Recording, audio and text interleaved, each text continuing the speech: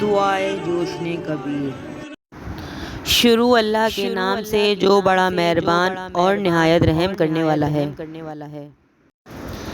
اے اندیشے ہٹا دینے والے، اے غم دور کرنے والے، اے گناہ معاف کرنے والے، اے توبہ قبول کرنے والے، اے مخلوقات کے خالق، اے وعدے میں سچے، اے عہد پورا کرنے والے، اے راز کے جاننے والے، اے دانے کو چیرنے والے، اے لوگوں کے رازق۔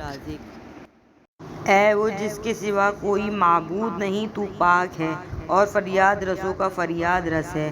نجات دے ہم کو آتش دوزخ سے، اے پالنے والے۔